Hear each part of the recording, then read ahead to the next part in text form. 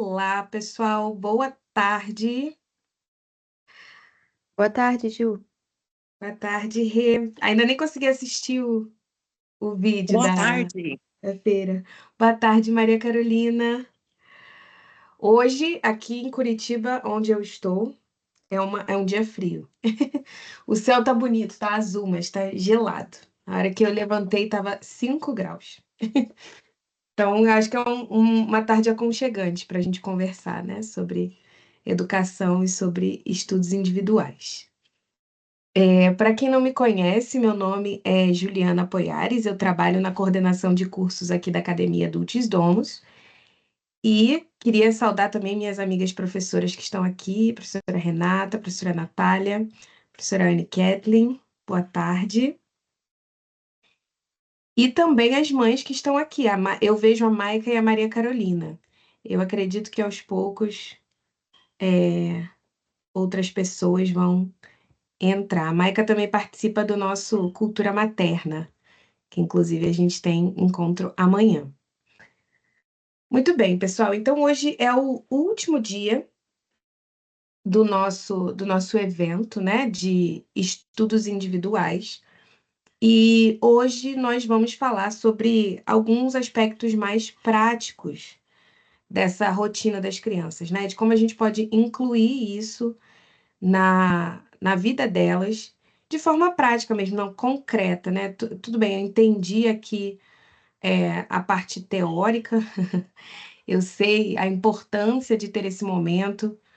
Eu já entendi que os estudos individuais não são um dever de casa, que eu não quero que os meus filhos passem o contraturno inteiro deles estudando e fazendo listas de matemática e cópias de caligrafia. Eu entendi essa parte. Mas como eu faço isso, né? Porque na prática, normalmente, quando os meus filhos não estão na aula regular, eles estão em algum esporte. Aí, como eu faço? Que horas eu faço, né? Eu faço no horário do balé, eu faço quando chega do balé, posso fazer de noite, posso fazer no contraturno, faço nos intervalos das aulas, enfim. Parecem coisas muito simples, mas quando você tenta implementar isso na rotina da família, muitas vezes a gente encontra vários desafios. E esses desafios vão aumentando à medida em que nós vamos tendo mais filhos, né?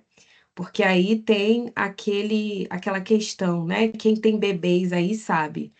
Os bebês até 1 ano de idade, eles são aquela caixinha de surpresas. Então, às vezes, por mais disciplinadas, né, que nós sejamos com a rotina, com a hora da soneca, às vezes está nascendo um dente. Então, aquela hora da soneca que você reservou para fazer o estudo individual com sua criança mais velha, o bebê não quis dormir, porque o dente está nascendo e ele está enjoado. E aí, o que você faz, né? Bom, então é sobre isso um pouco que a gente vai falar hoje, sobre algumas coisas práticas que nós podemos fazer para que os estudos individuais sejam realmente esse momento do dia que ajude, que ensine os nossos filhos a estudarem sozinhos, a procurarem se aproximar e se aprofundar nos seus temas de preferência sozinhos, que eles, né, se tornem de fato autodidatas no longo prazo, e que não seja mais um fardo na nossa mochila, algo de, ai, é a hora dos estudos individuais, né? Mas que não, que seja um momento. Eu costumo falar que a minha filha, eu tenho 4 filhos, três meninas nascidas e um menino que vai nascer no mês que vem. E eu costumo falar para a minha filha mais velha, né, que é quem já está em idade escolar, esse é o meu momento favorito do dia. É o momento que eu sento para estudar com você. E tem que ser isso, né? Tem que ser isso. Às vezes a gente está, no meu caso, né, o caso também da professora Renata, da professora Anne, nós trabalhamos o dia todo e muitas vezes no final do dia é o momento que a gente vai ali estudar com as crianças. Isso não pode ser um momento de briga, de estresse, de dor de cabeça, né? Tem que ser um momento gostoso para todo mundo. E é possível, né? É possível. Então, antes da gente. Eu vou falar algumas coisas aqui com vocês antes, alguns pontos que eu anotei para a gente discutir. E depois disso, eu vou trazer um exemplo prático, exemplo real, uma mãe de verdade que tem 4 filhos e que faz estudos individuais com as crianças diariamente, tá? E ela vai compartilhar um pouco com a gente brevemente a sua experiência, tá bom? Então vamos lá, pessoal. Então, como eu disse, né? A gente já falou, eu estava assistindo a palestra da Bárbara e ela falava, né? Como é importante a gente partir do pressuposto de que os nossos filhos são pessoas, né? E não máquinas, não computadores. Então, a gente já sabe que a gente não quer que os nossos filhos se comportem como máquinas diante do estudo individual. Então, quando a gente vai preparar nossa agenda, aqui na Academia Adultos Domus, o nosso ano escolar é dividido por trimestres, né? Então, para a gente faz muito sentido pensar numa agenda trimestral. O que as crianças vão fazer, né? Como será o trimestre do meu filho esse agora, o próximo? Então, para a gente faz muito sentido isso, né? E isso é até mais flexível quando a gente pensa também em atividades extracurriculares. Por exemplo, às vezes a minha filha vai fazer aula de canto no primeiro trimestre, mas no segundo eu percebi que não faz mais sentido, que ela pode dar uma pausa. Então, dividir o nosso ano, a nossa agenda, em pequenos blocos, em blocos menores, nos ajuda, tá? Do que ter ali em janeiro um ano inteiro pela frente e pensar, nossa, eu já preciso ter decidido tudo que os meus filhos vão fazer o ano inteiro. Não precisa ser assim. A gente pode dividir em pequenos blocos. Aqui na academia, a gente divide em trimestres. Bom, então quando a gente vai pensar nessa agenda trimestral, é importante a gente escolher o horário que os nossos filhos vão fazer os estudos individuais. Então, comece sempre do mais importante até o menos importante, aquilo que é mais, não o que é menos importante, mas o que é mais flexível. Por exemplo, se o seu filho faz aula aqui com a gente, né, que eu acredito que seja a maioria, faz aula aqui de matemática, português, geografia e história. Esses horários não são flexíveis. Toda semana o professor vai abrir a sala no mesmo horário. Então, é bom, convém que você comece essa agenda com esse compromisso. Então, meu filho tem esse horário aqui que é sagrado, não tem como trocar, certo? Meu filho tem escolinha de futebol, todas as terças e quintas, às 5 horas. Então, você sabe também que esse horário não é flexível. Então, você já coloca ali na agenda, certo? E aí, depois você vai olhar para sua agenda e vai pensar, bom, e agora, qual o horário que eu tenho aqui para os estudos individuais? E qual é o critério, né? Você vai fazer ali, você vai observar a sua agenda. E é muito importante que você escolha um horário em que tanto o seu filho quanto você ainda estejam com, com boa disposição, né? Não escolha o último horário do dia. Eu recomendo que não seja o último horário do dia. Porque normalmente o último horário do dia é o horário já do heroísmo, que a gente já está fazendo as coisas realmente só por fazer. E normalmente a gente só consegue fazer aquilo que já é um hábito antigo.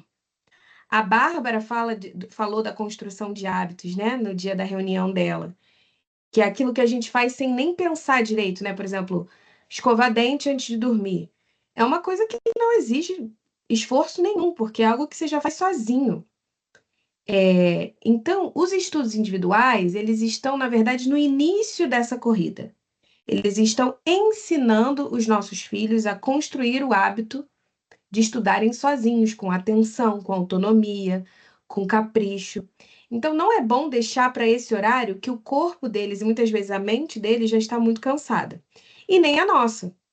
Porque se a gente quiser dar a eles uma boa ajuda, uma boa assistência, é importante que a gente ainda esteja com fôlego, né? Senão, tem grande chance de ser estressante. Uma forma também de operacionalizar, né? Por exemplo, aqui na minha casa, a gente concentra, por causa do meu horário de trabalho, a gente concentra os estudos individuais em uma hora do dia específica, que é a primeira hora que eu saio do trabalho, né? De 5 às 6. Esse é o nosso horário, é o que dá certo para gente.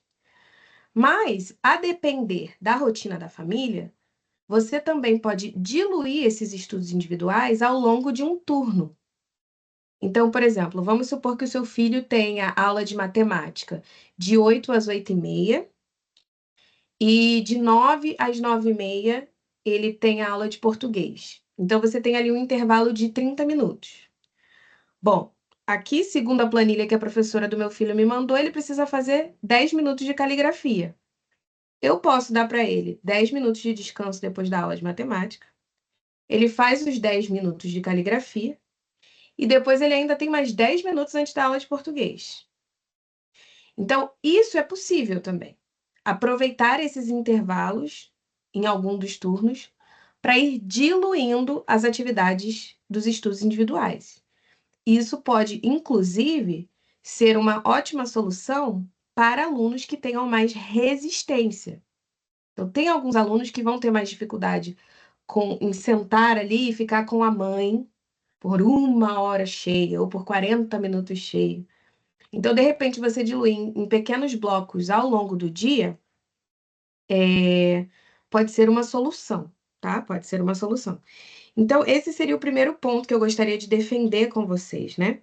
Incluir na rotina, mas não só incluir na rotina, mas incluir na rotina de forma inteligente.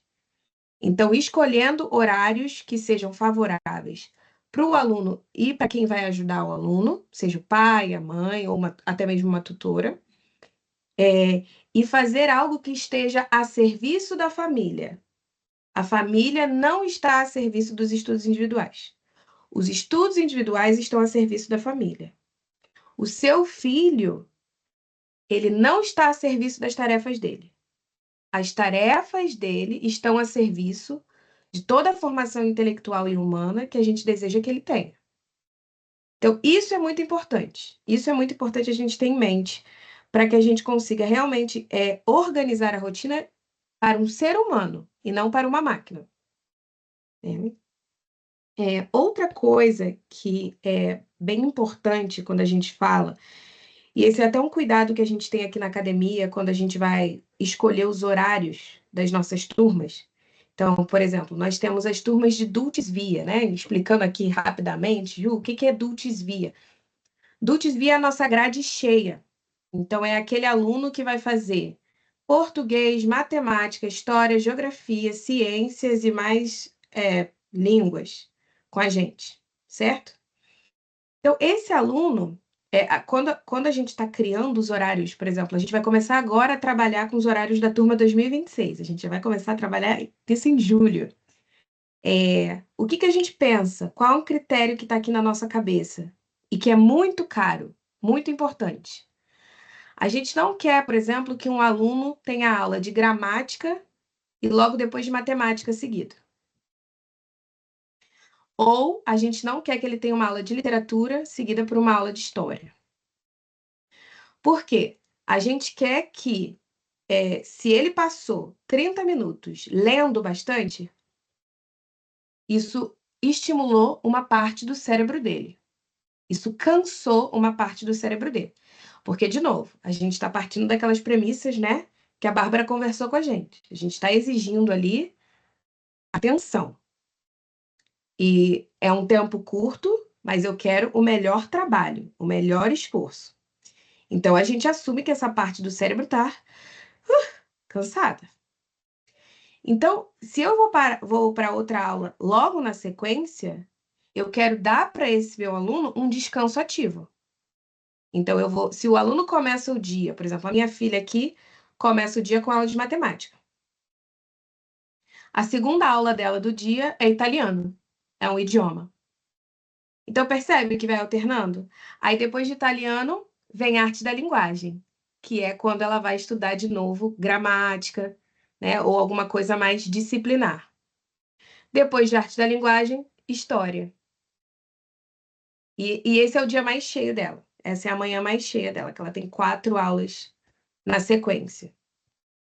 Então, eu quero alternar as áreas do conhecimento. E nós podemos fazer isso também nos estudos individuais. Então, por exemplo, tem várias. A minha filha agora está no 3º ano. Então, tem mais de uma atividade que exige leitura dela, né? Às vezes ela está fazendo a transcrição, às vezes ela está fazendo caligrafia, às vezes ela está fazendo diário de leitura, às vezes ela está fazendo a leitura diária, né? Que tem os minutos lá de leitura diária. Eu tento salpicar isso, né? Então, ó, a gente vai fazer. Você vai começar pela leitura hoje. Então, depois você vai fazer matemática. Aí vai fazer a caligrafia. Se é o dia que ela tem que fazer cópia, eu não peço para ela fazer caligrafia e cópia seguido. Eu separo. Para que ela não se canse. Para que ela não se canse e para que aquela atividade não fique enfadonha. Então, ai meu Deus, eu tô aqui já 30 minutos escrevendo. Ela está construindo o hábito de escrever ainda. Escrever não é natural para ela do jeito que é para mim. Se eu sobrecarrego e coloco várias atividades de escrita em sequência, ela vai se cansar e no médio e longo prazo, talvez ela até ache que escrever é muito chato. Que a letra dela é muito feia. E que ela não vai conseguir melhorar, porque aquilo dali é um trabalho muito árduo para ela, certo? E é exatamente o contrário que eu quero. Quando eu peço para ela fazer um trabalho de caligrafia, além de aprender a escrever de forma direta, o que mais eu quero? Que ela tenha amor por um caderno bem organizado, que ela tenha paciência ao apagar, porque isso é uma coisa que não é dada, né? A gente acha que é uma coisa garantida, mas às vezes a criança não sabe apagar. Já tiveram uma criança assim? Às vezes ela não sabe apagar, ela não consegue ainda entender que ela precisa colocar uma força de forma específica na borracha para que aquilo fique bem apagado, para que o caderno dela não fique sujo.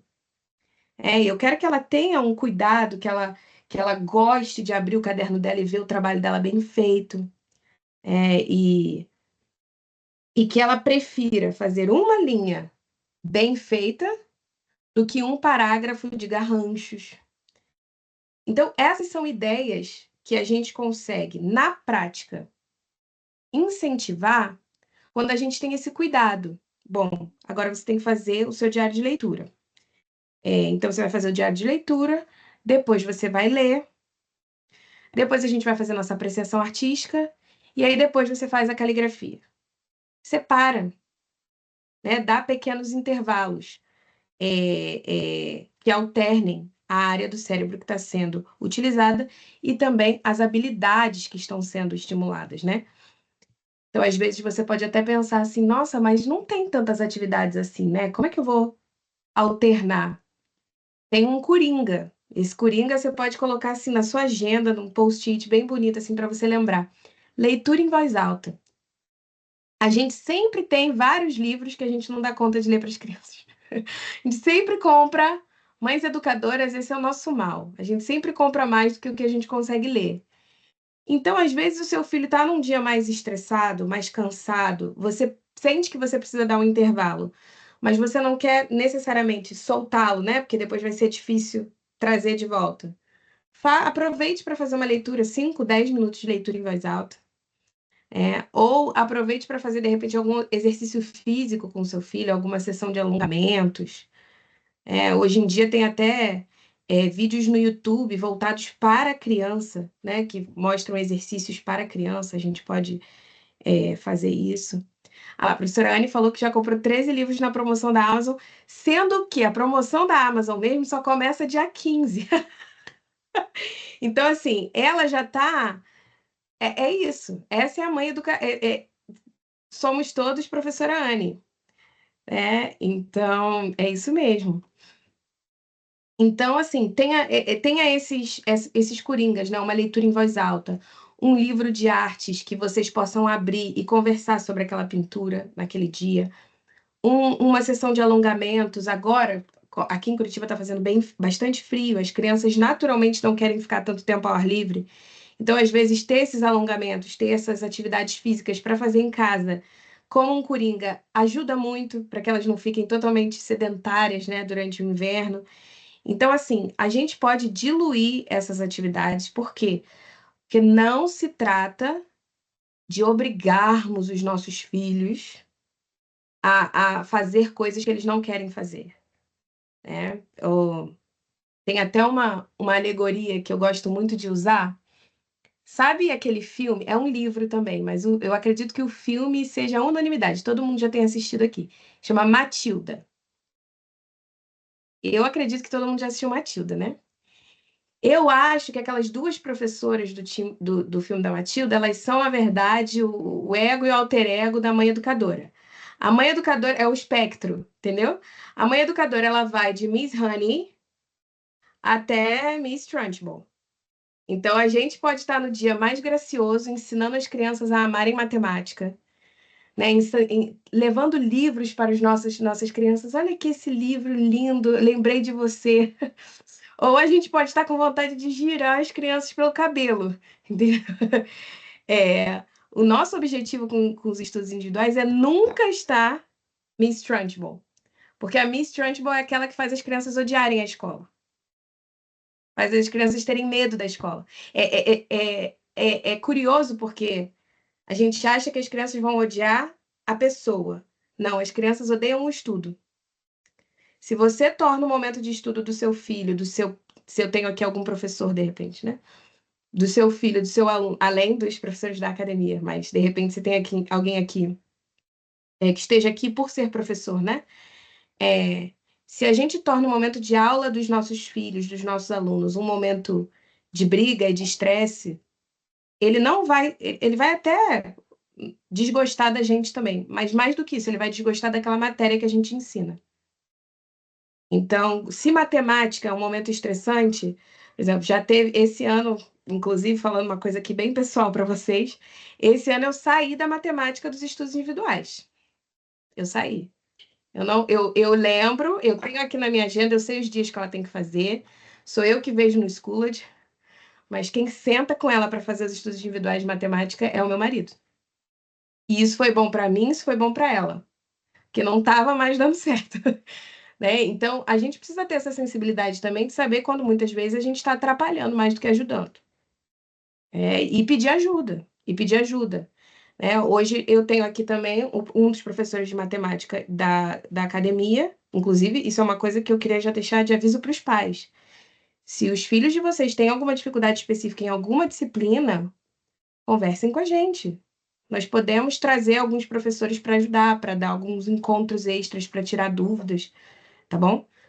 Falem com a gente. Não sofram, não destruam nem o relacionamento de vocês com as crianças de vocês e nem o relacionamento entre as crianças de vocês com aquela matéria.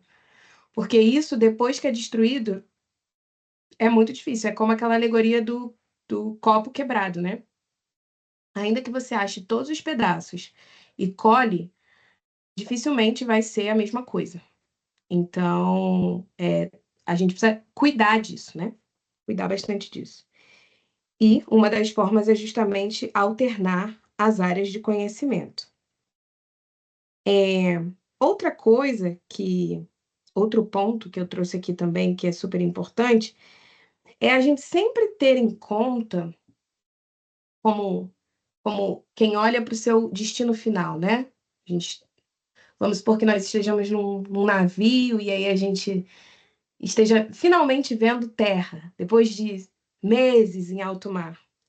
E aí a gente fica olhando, né, para aquela terra, para aquele continente, nossa, terra à vista, cheguei ao meu objetivo.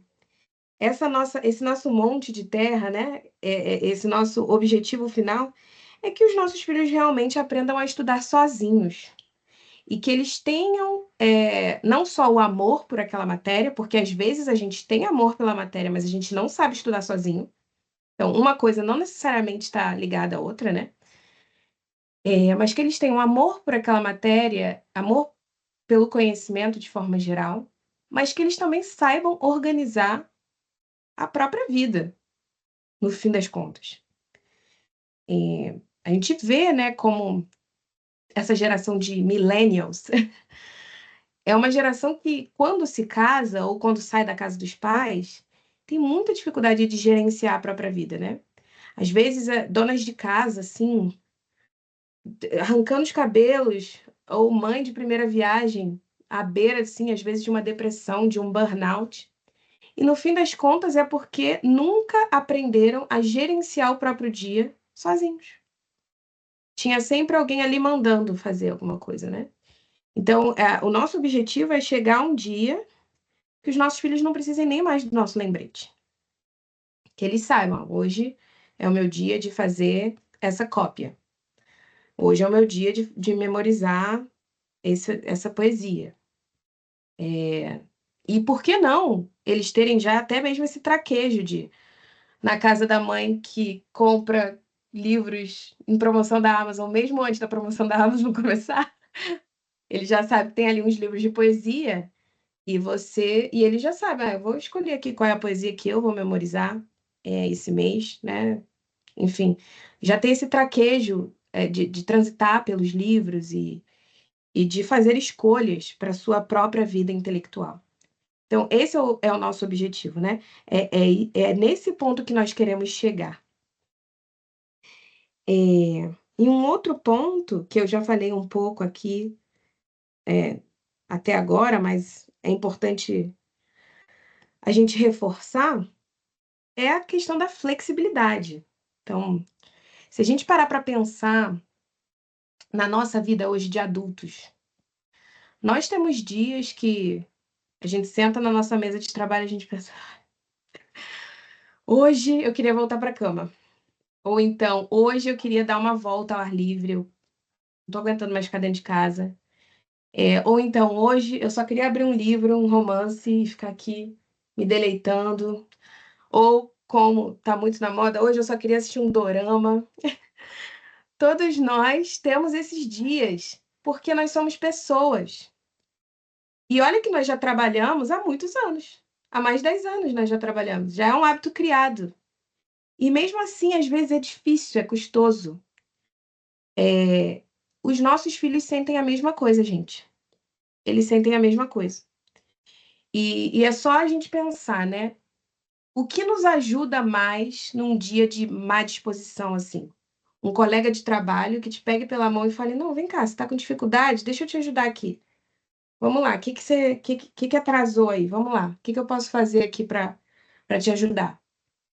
Ou, de repente, um chefe que te dá, que briga com você, que te faz se sentir mal e que grita com você, e que fala que você é um irresponsável e que você não tem jeito. E muitas vezes é isso que nós fazemos com os nossos filhos, né? A gente acaba brigando com eles porque eles estão num dia ruim. E é claro, gente, eu sei que a má disposição de um adulto não é necessariamente igual de uma criança, que a criança precisa sim de firmeza, precisa de rotina, que a gente vai precisar insistir muitas vezes e repetir as mesmas coisas 100, 200, 300 vezes. Claro que sim, mas o que eu trago aqui é que, no que diz respeito a estudos individuais, nós podemos ser flexíveis. Então, um exemplo prático de coisas que eu faço aqui, tá? Que a gente faz aqui na nossa casa de forma concreta, sem filtros. Então, por exemplo, ela tem ela sempre pode escolher, a minha filha de 8 anos, né? Que é a que está em idade escolar. Ela sempre, sempre, todos os dias, ela pode escolher a ordem das atividades, se ela quiser. Se ela não quiser, eu sugiro. Mas ela está lendo hoje. Ô, mãe, eu quero começar por caligrafia hoje. Eu sempre deixo. Eu sempre deixo ela começar por algo que ela está mais disposta daquele dia. Nós estamos sempre dispostos a quebrar as atividades. De que forma? Vamos supor que tenha uma lista de. Deixa eu tentar colocar um número realista aqui para a academia. Uma lista de 6 exercícios de matemática para aquele dia. Se tiver muito exigente para ela, se eu perceber que ela não está nem conseguindo, ela começa a fazer e daqui a pouco já está. Eu combino com ela que ela vai fazer 2. Ela vai fazer 2. Ela não vai precisar fazer os 6 aquele dia. Para mim, ela fazer o exercício de matemática na hora que ela tem que fazer, no dia que ela tem que fazer, é mais importante do que ela ir até o final. Então, ela pode diluir isso. Ela vai sofrer as consequências. Olha, amanhã você não precisaria fazer exercício de matemática, mas você vai precisar encaixar 2 ali. Tudo bem? Tudo bem. Então, vamos. Então, ela faz hoje os 2 e amanhã vai fazer mais 2. A mesma coisa para caligrafia. A gente sabe que caligrafia é uma dor de muitos alunos.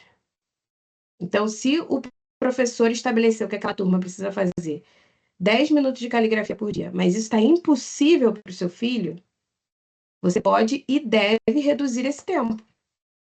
Você pode e deve reduzir esse tempo. Porque é melhor que ele faça 2 linhas bem feitas, com um caderno limpo, ortografia, utilizando ali a técnica correta, né, de fazer a direção correta das letras. É melhor que ele faça isso corretamente, bem feito. Mesmo que seja na hora que ele tem que fazer. Então, assim, isso é muito importante, porque na cabeça da criança isso faz toda a diferença. Porque se ela demonstra uma má disposição e você fala assim, tá bom, não faz não. Isso dá uma mensagem para ela. Agora, se ela demonstra essa mesma má disposição e você fala, tudo bem, não precisa fazer os 10 minutos, mas você vai fazer 2.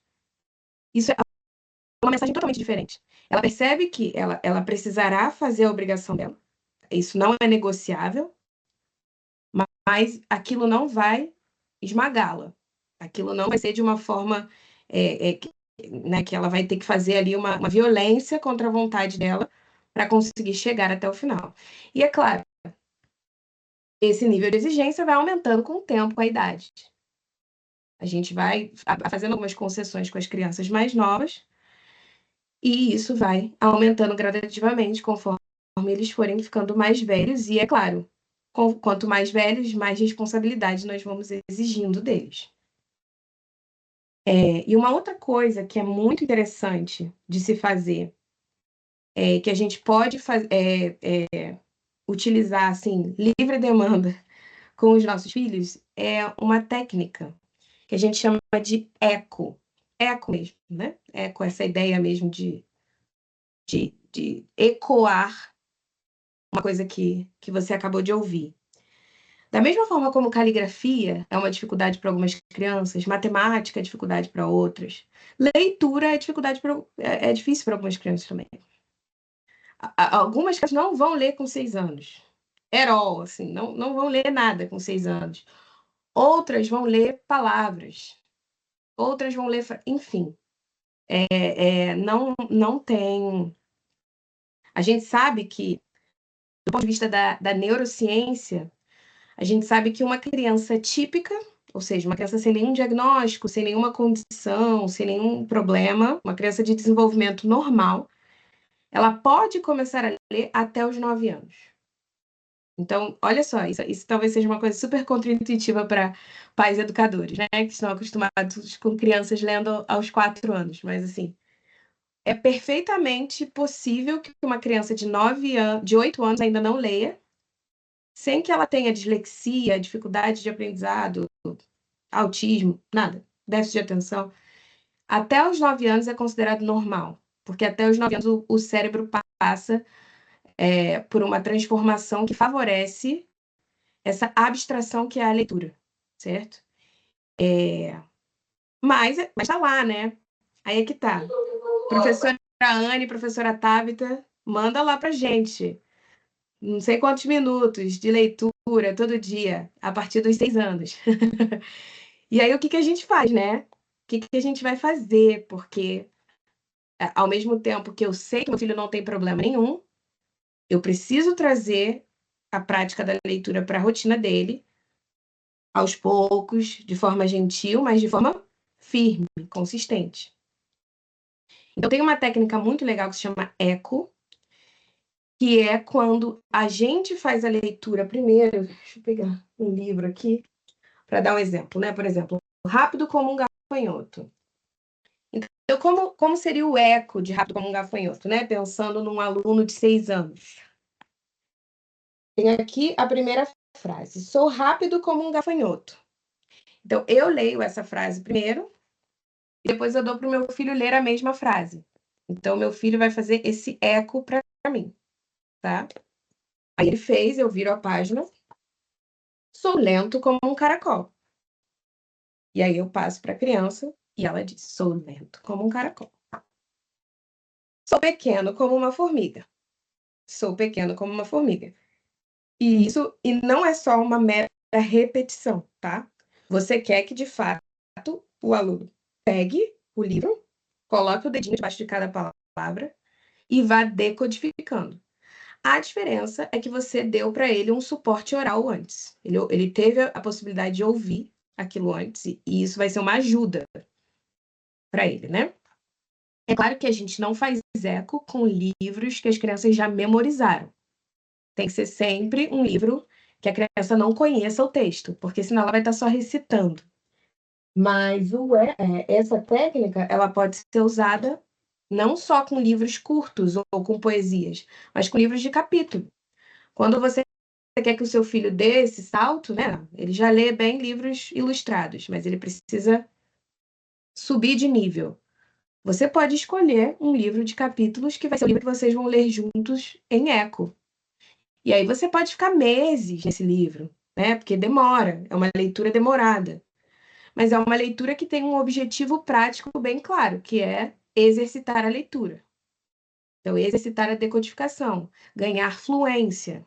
Então, e sempre com essa mentalidade, gente, de que nós não estamos ali para esfregar na cara dos nossos filhos as dificuldades que eles têm, ou acarinhar as nossas frustrações, porque os nossos filhos não atenderam às nossas expectativas para eles. A gente não está ali para isso, a gente está ali para ser essa ajuda, para ajudar. Poxa, meu filho tem dificuldade nisso. Como eu posso ajudá-lo? Então, não é demérito. Quando o seu filho terminar o primeiro livro de capítulo deles que vocês leram em eco, é para soltar fogos, entendeu? Caramba, ele terminou o primeiro livro de capítulos da vida dele. Não importa se você teve que dar um empurrãozinho. Não faz diferença. Não faz diferença. Você ajudar o seu filho não é um demérito. Ao contrário, muitos adultos hoje têm dificuldades muito grandes em algumas disciplinas porque eles não tiveram um adulto atencioso e paciente para ajudá-los quando eles tinham a idade que os nossos filhos têm hoje. Então, assim, não é uma corrida. Muitos de nós escolhemos esse modo de educar os nossos filhos justamente porque a gente não queria que eles estivessem na corrida. Então, é muito importante que os estudos individuais não sejam uma substituição de todo esse estresse, dessa pressão que eles viveriam se estivessem num sistema educacional regular, né? Assim, mainstream, digamos, né? Muito bem, pessoal. Eu estou vendo que estão chegando algumas perguntas, tem algumas pessoas de mão levantada também. Então, esses são os pontos, né, que eu queria trazer para vocês. Se a gente pudesse resumir, seriam esses 4 pontos, né? Incluir os estudos individuais na rotina, escolhendo horários inteligentes, seja um horário específico, concentrado, ou horários diluídos ao longo do dia. Alternar áreas do conhecimento sempre.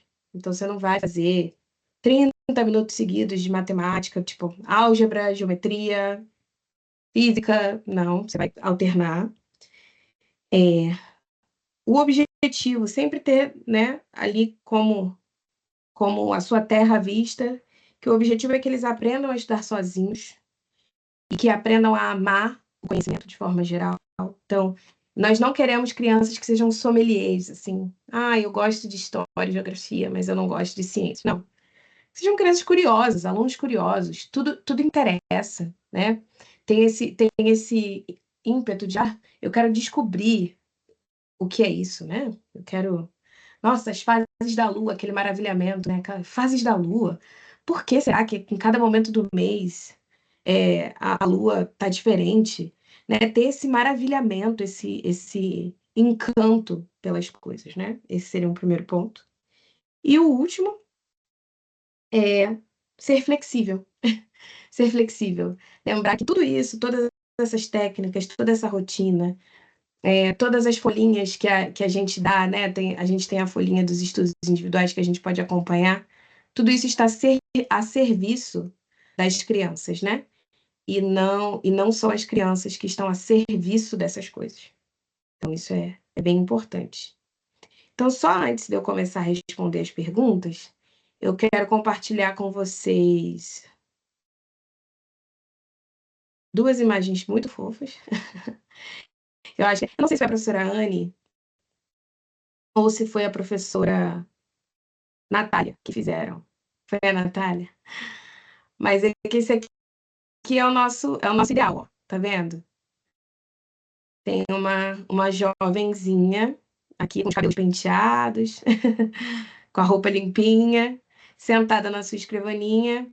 Aí aqui, ó, tem duas obras de arte que ela pode contemplar ali nos momentos de intervalo.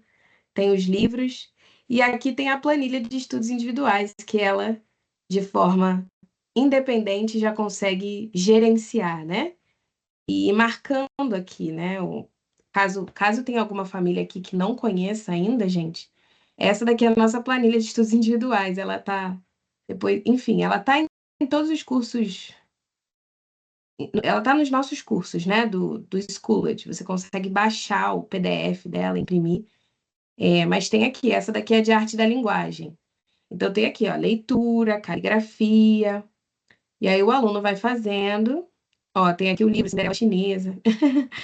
Então, o aluno vai fazendo e vai marcando aqui o que. Coloca aqui o nome do professor, o mês em que ele tá, né? E aqui tem o mesmo sonho para os rapazes também, que isso não é só para as meninas, os rapazes também podem ser. Tirar um pouco essa imagem, né, de que os meninos são aqueles alunos sempre indisciplinados e difíceis, e que não gostam de nada e são bagunceiros. Não, os meninos podem ter uma mesa organizada, um caderno organizado, podem ser muito responsáveis com seus estudos, né? Então, isso aqui é o nosso sonho, é para a gente olhar e dar para a gente uma esperança, né? Que a gente vai chegar nesse objetivo. E agora eu queria compartilhar com vocês o vídeo da mãe da Isabela, que é uma aluna do Via aqui da academia. Então, como eu disse no início, né? Ela faz toda a grade com a gente. Opa, peraí. Ela faz toda a grade com a gente. Então, isso é importante reforçar, porque isso significa que a Isabela tem estudos individuais para todas as disciplinas. Então, e a mãe da Isabela tem 4 filhos. Então, assim, isso mostra que é possível, né? É possível, tem como.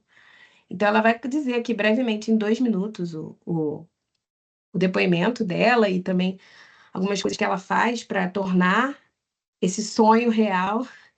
E aí, depois disso, a gente pode conversar, tá? A gente pode entrar um momento, a gente vai ter 15 minutinhos ainda. Então, a gente pode entrar no momento de perguntas e troca de experiências, tá bom? Então, eu só não sei. Deixa eu compartilhar de novo, porque eu acho que eu não compartilhei o áudio. Me deem um instante.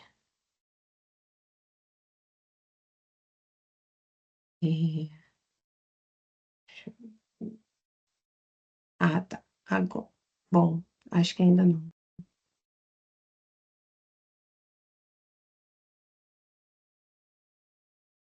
Agora sim.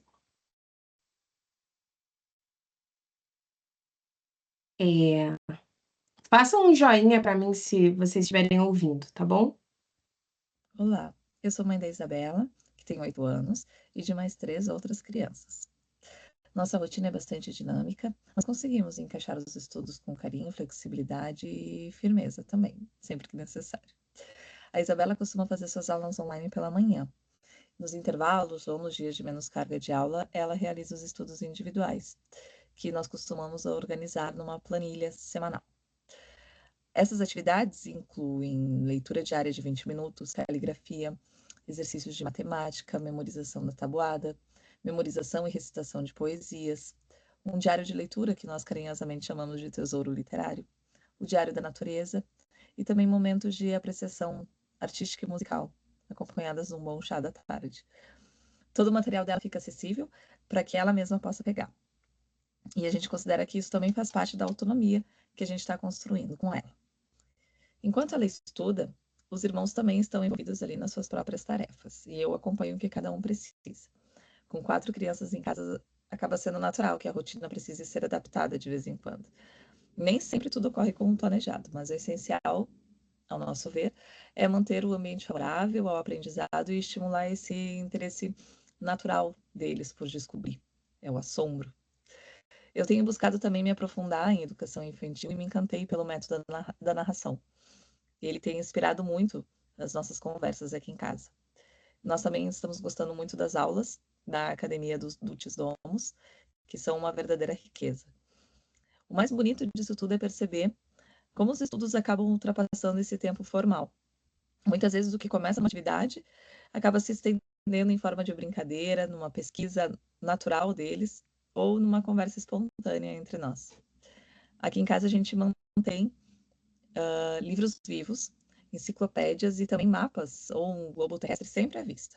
Esses materiais acabam despertando a curiosidade espontânea das crianças e ajudam eles a aprofundar assuntos que surgem no dia a dia, como quando eles brincam de explorar o mundo, ou querem saber onde vive determinada pessoa, ou algum animal curioso. No fim das contas, o que a gente busca é cultivar no ritmo da nossa casa uma rotina que valorize o conhecimento, a curiosidade e essa beleza do aprender. Eu espero que esse relato possa inspirar outras famílias também.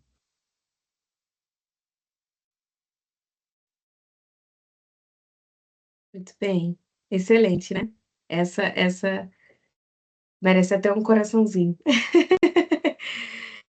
Mas é bem isso, quando a gente realmente se convence de que todo esse trabalho, essas folhas de atividade, esses livros que serão lidos e narrados, eles estão a serviço das nossas crianças, a serviço dos nossos filhos, fica mais leve, né? E a gente se sente mais seguro para fazer essas adaptações sempre que possível, sempre que necessário, na verdade. Muito bem, pessoal. Então, deixa eu só olhar que eu vi que tem uma pergunta que foi feita logo no início.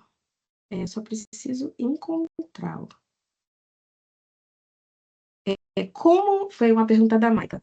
Como o hábito deve ser feito todos os dias, até mesmo nos finais de semana?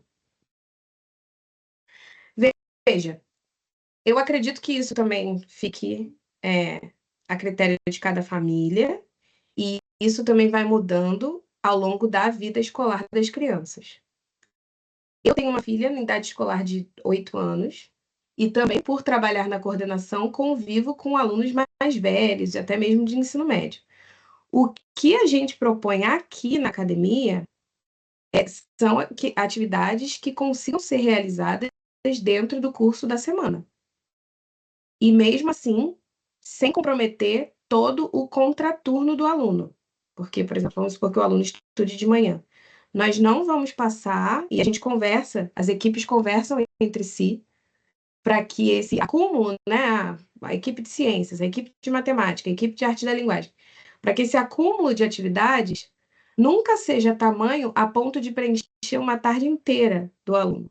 Porque a gente quer que esse aluno tenha tempo para ler os livros do interesse dele, para ficar ao ar livre, para praticar um esporte, para visitar outros amigos e sair para brincar, né? Para passar tempo com os pais. Então, não só a gente não quer comprometer o final de semana, como a gente também não quer comprometer todo o contraturno dentro dos dias da semana. Então não, assim, todos os dias de segunda a sexta, né? Só que em tempos curtos. Da mesma forma como as nossas aulas são períodos curtos, os tempos dos estudos individuais também são curtos. Por exemplo, esse exemplo que eu usei da caligrafia, ele é real. A minha filha precisa fazer só 10 minutos de caligrafia, né? Então, assim, é bem pouquinho, né? Se você pensar em um dia inteiro, 10 minutos é bem pouquinho. Tem mais alguma aqui no chat? Eu acho que não. Não, né? Maria Carolina, você estava com a mão levantada. Você gostaria de fazer a sua pergunta? Oi, professora. Eu estava pensando se uma leitura de forma que eles gostem, uma leitura por diversão, podia ser usada naquele espaço entre uma tarefa muito exigente e outra. Eu não vejo por que não. Ao contrário. Mas assim, você pode usar, se é um recurso que você tem, você pode usar, mas normalmente eles têm algumas leituras obrigatórias também. Então, de repente, nesse momento, seria mais interessante você trazer a leitura obrigatória, porque aí você ganha, assim, é um ganha-ganha, porque aí essa leitura que é a leitura de diversão, se ele quiser fazer, ele vai ter que fazer fora dos estudos individuais, entendeu? Então você ainda conquista para essa alma mais tempo de leitura por dia. Porque ele vai querer ler, né?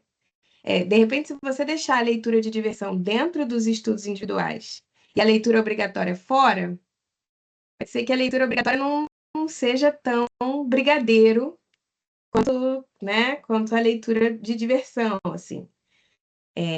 Então, depende. Se por acaso já teve leitura obrigatória e mesmo assim você precisa de um novo intervalo, tudo bem, eu não vejo nenhum problema.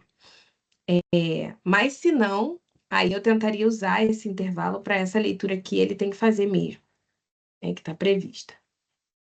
Mas as professoras de arte da linguagem podem contribuir aqui com essa resposta também.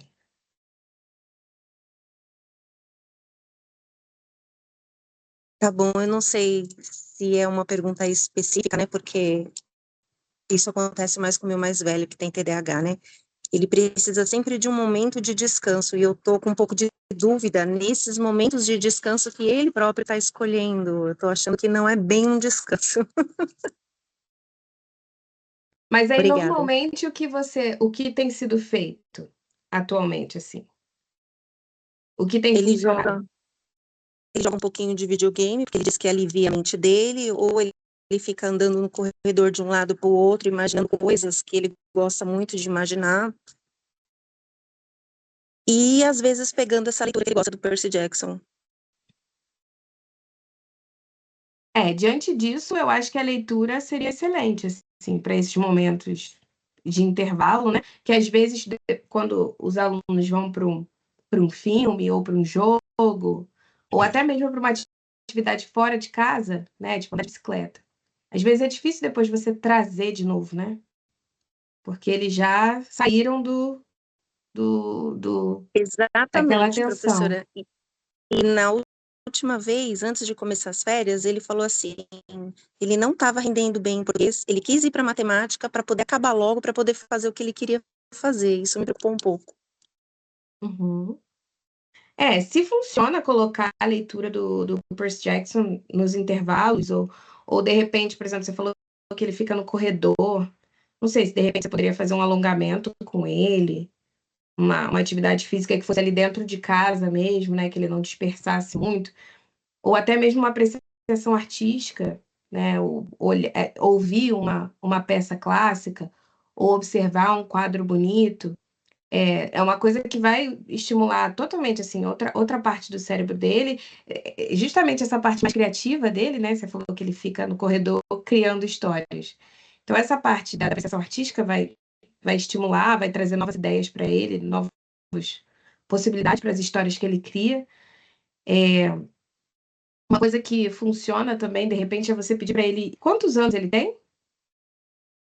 Ele está com 13. A senhora está me dando ótimas ideias. Ele ainda gosta de desenhar, porque às vezes com 13 anos a criança não gosta mais de Gosta desenhar. muito. Gosta muito. Ele pode ilustrar essas histórias, nesses intervalos. Ó, eu vou te dar 10 minutos e você vai ilustrar aqui um episódio da sua história. Então, são coisas que vão descansá-lo, né? Vão dar para ele esse alívio que ele precisa, sem necessariamente precisar ligar a TV, né? Ou mesmo sair de casa, ou dispersar muito, né? Tá ótimo, muito obrigada. Imagina. As professoras também estão dando ótimas ideias. O Diário da Natureza, argila. Com 13 anos, super já dá pra fazer argila. Quando são muito pequenos, a gente ainda tem um pouco de medo da argila acabar cobrindo todos os móveis da casa em 20 minutos. Mas com 13 anos, super já dá para usar esse artifício também. Ótimas ideias. Temos mais alguma pergunta, pessoal?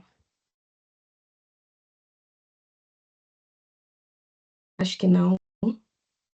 Então, assim, queria agradecer.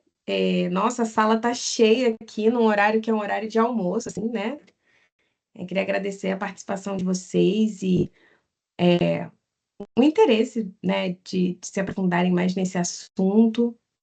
E que Deus abençoe mesmo, né, essa boa intenção no coração de vocês. Muitas vezes nós, pais e mães, a gente se sente muito frustrado mesmo, né? Ai, meus esforços não dão certo, as coisas estão difíceis, né? Mas, poxa, só pelo fato de vocês estarem aqui e se dedicarem, isso já demonstra que as crianças de vocês estão em excelentes mãos. E no mais, né? Se vocês precisarem de ajuda, se vocês tiverem algum caso específico que vocês precisem de orientação, não pensem duas vezes antes de chamar o professor, ou podem falar comigo, eu já estou lá no grupo, aquele WhatsApp, vocês podem me chamar por lá também, tá bom? Nós vamos ficar bem felizes em conseguir ajudar o caso concreto, né, da família de vocês, da forma como a gente puder. Queria agradecer também as professoras que estão aí desde o início, a professora Anne, que é a nossa host, a professora Renata, a professora Tabita, Natália, estou vendo também aqui o professor Ronaldo, a professora Amanda, acho que eu vi todo mundo. Muito obrigada pela participação de vocês e eu só queria deixar um último convite antes da gente encerrar. Mães da academia que já têm os alunos matriculados em qualquer curso da academia, qualquer um, ou meia, ou que são mães do currículo meia. Nós temos quinzenalmente o Cultura Materna, que é o nosso clube do livro para mães. Ele acontece online e não precisa comprar nenhum livro, porque a leitura dessa etapa está sendo traduzida em primeira mão pela academia.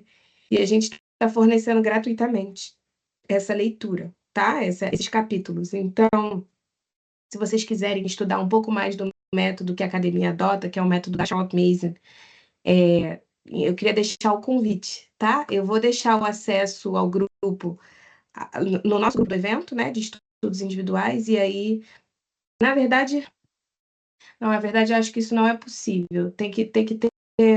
Falem comigo. As mães que quiserem entrar no grupo para participar do encontro, já que vai ter amanhã, falem comigo, tá? Que aí eu coloco vocês no grupo.